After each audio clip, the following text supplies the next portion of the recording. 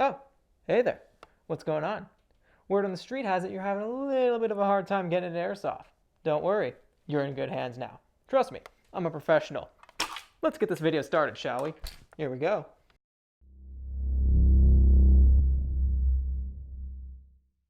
Yeah, I'm probably going to need to come up with another idea for that intro. That's not going to go well.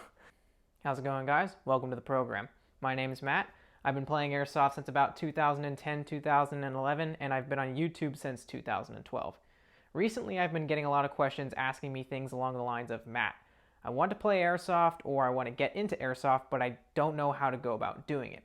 So in this episode, we'll be discussing that very topic, and I think that a lot of you guys will actually discover that it is a lot easier to get involved in than you would actually think.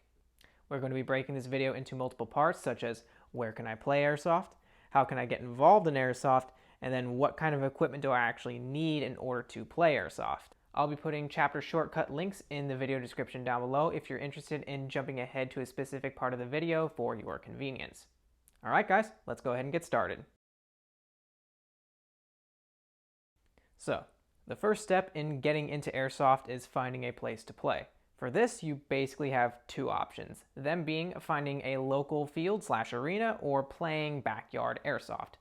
Let's first go ahead and talk about playing at an Airsoft field or arena.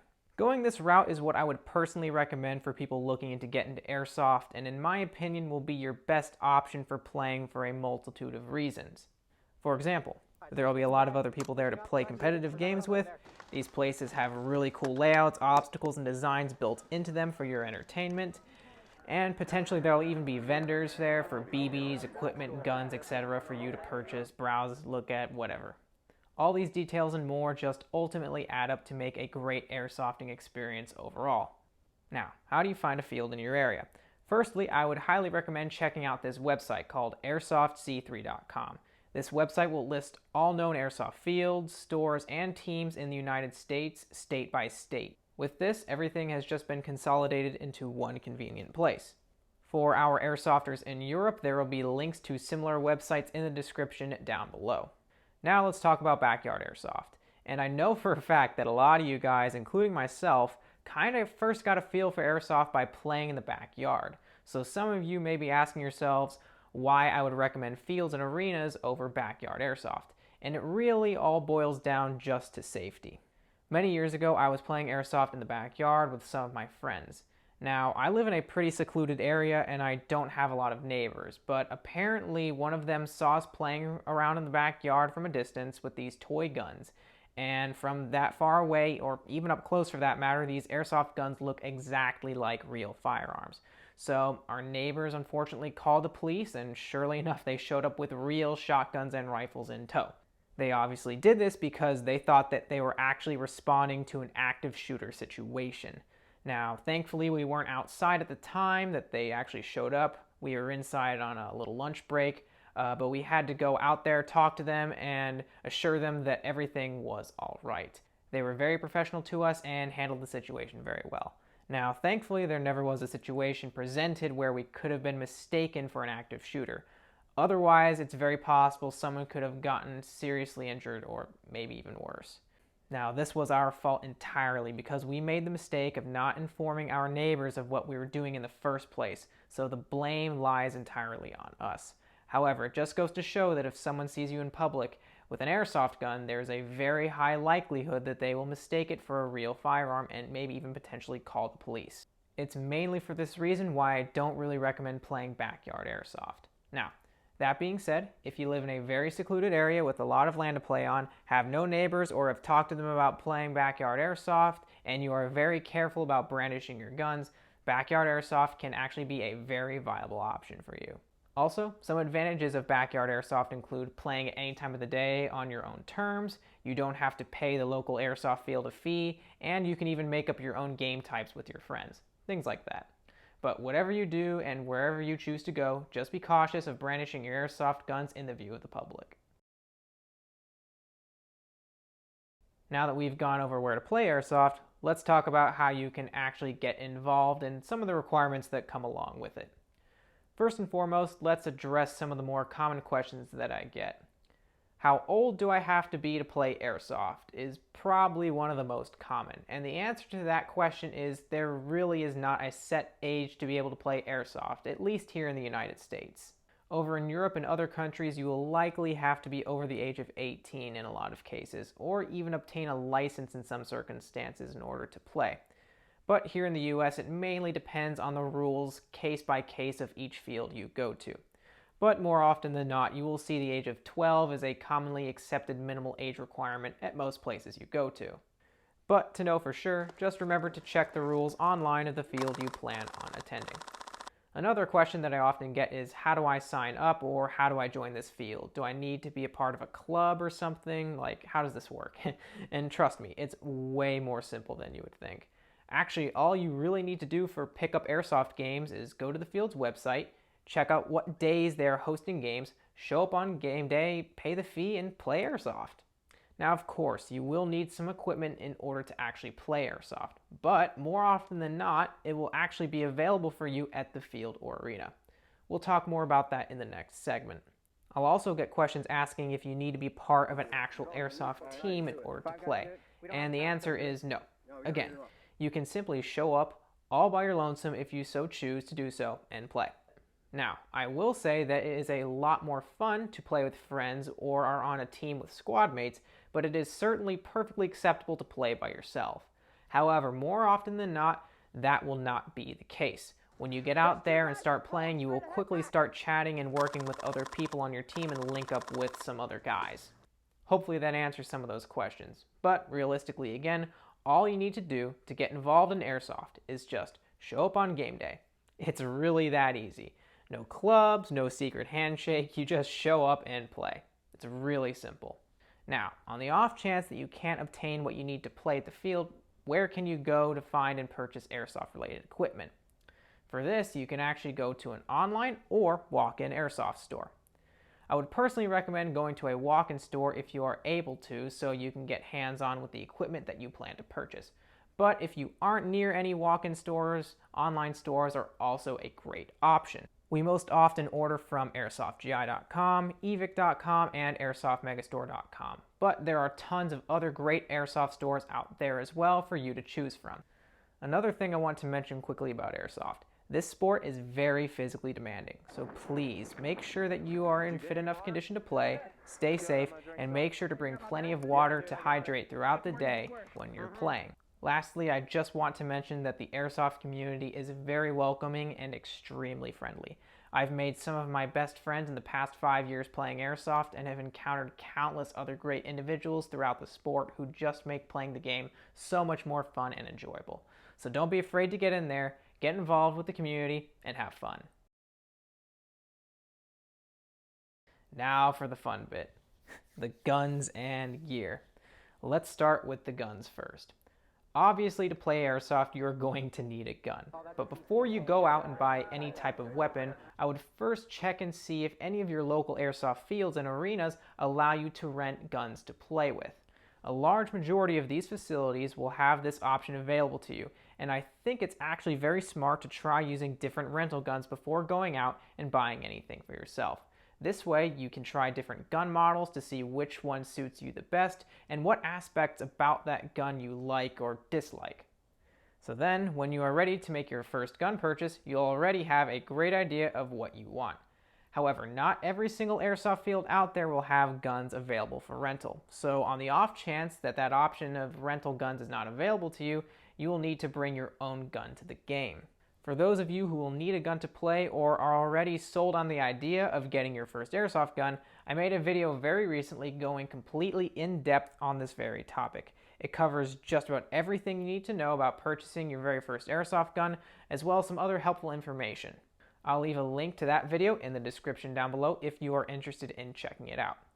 Alright, so that covers guns. Now let's talk about apparel. There's this big misconception out there that you need a whole bunch of gear and tactical equipment in order to play Airsoft. This is in fact not the case at all. You can actually play Airsoft with a very minimal amount of gear and equipment. Here's a photo of me at an Airsoft field many years ago, playing I think for the first time ever actually. And as you can see, I'm just wearing a regular white t-shirt and some jeans. Now, this is how a lot of guys actually start out playing, and at most facilities it is actually perfectly acceptable to play with regular attire.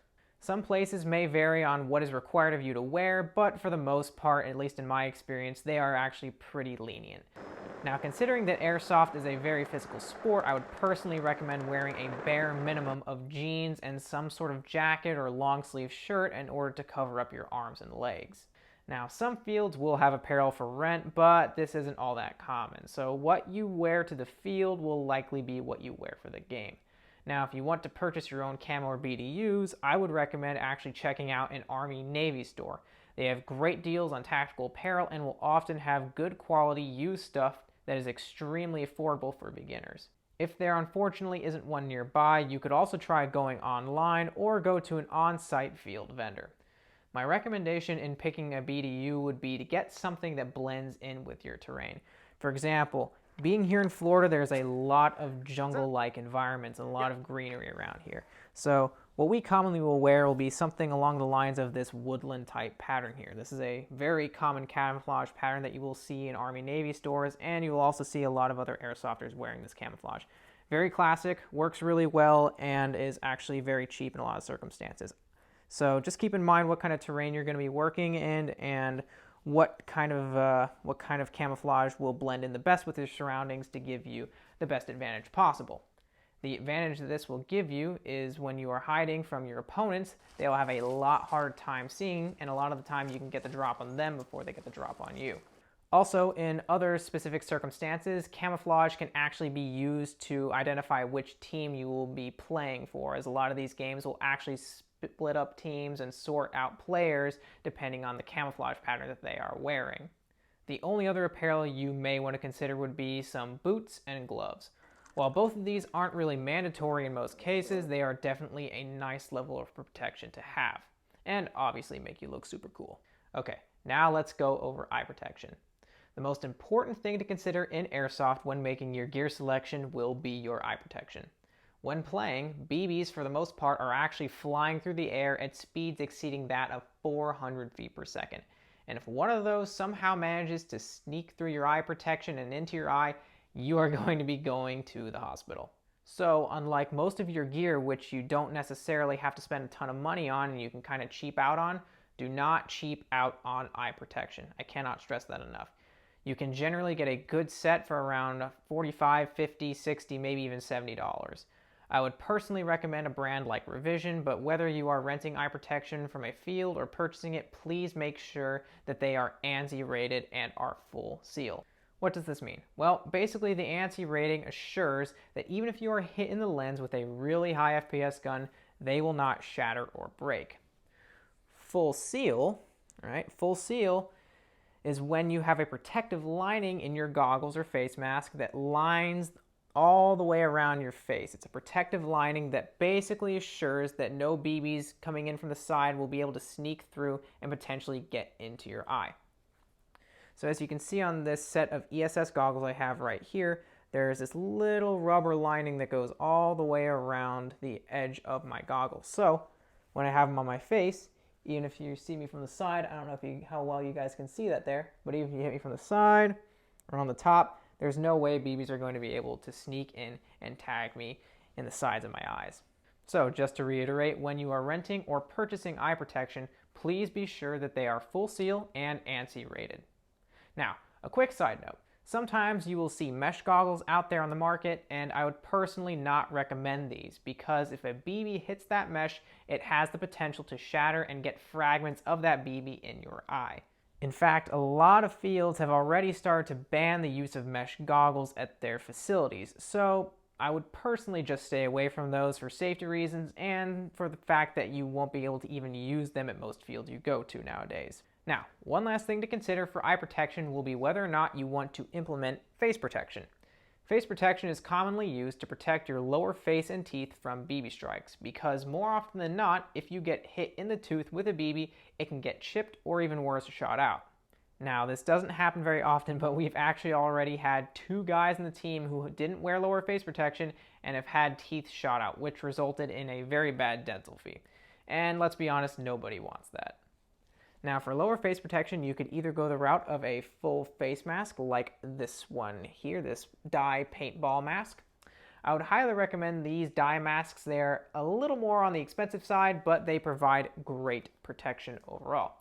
Realistically though, as long as you don't go insanely cheap, like below 30 bucks, you can find really great paintball masks that will work really well for you. Your other option is to do a lower mesh mask.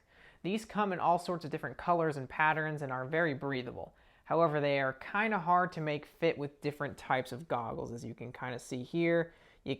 Some people actually mod their masks and they'll kind of cut them up with a wire cutter, or they'll actually go out and find specific goggles that work with different types of masks. But as you can kind of see here, these ESS goggles, they kind of sort of mesh up with this mesh mask rather.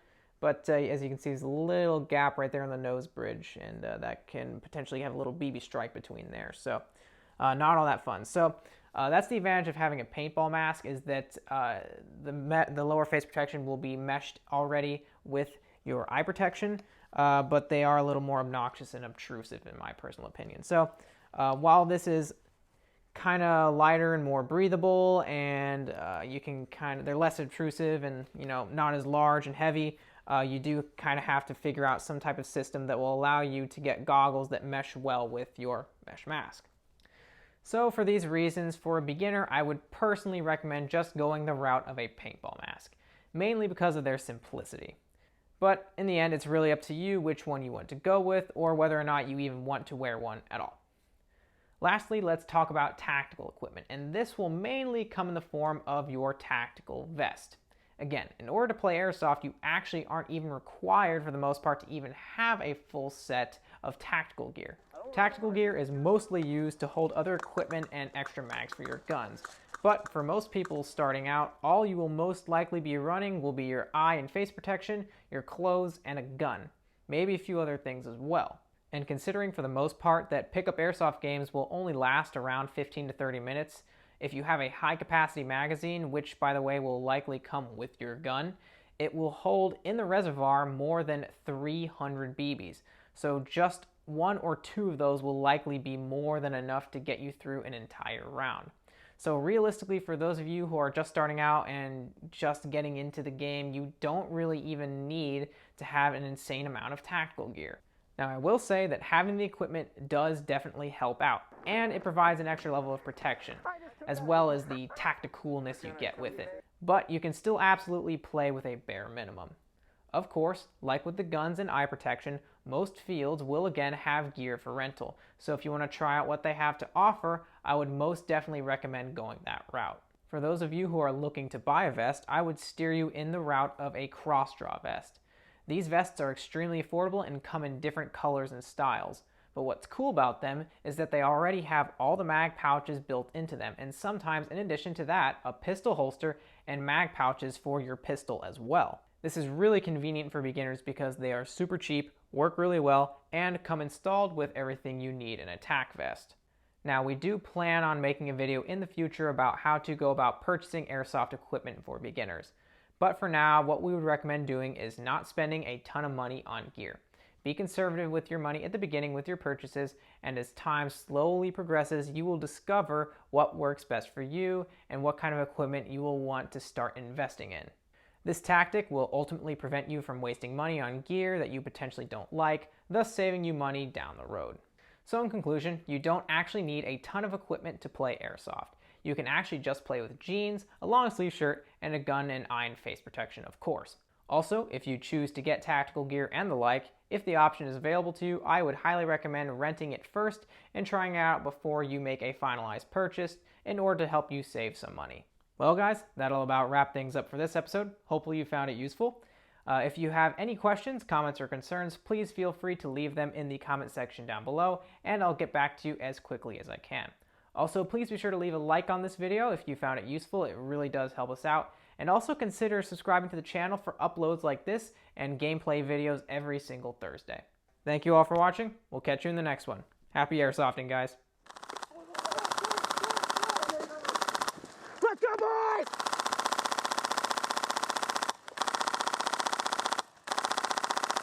Left side, left side! Let's go, come on, boys, come on!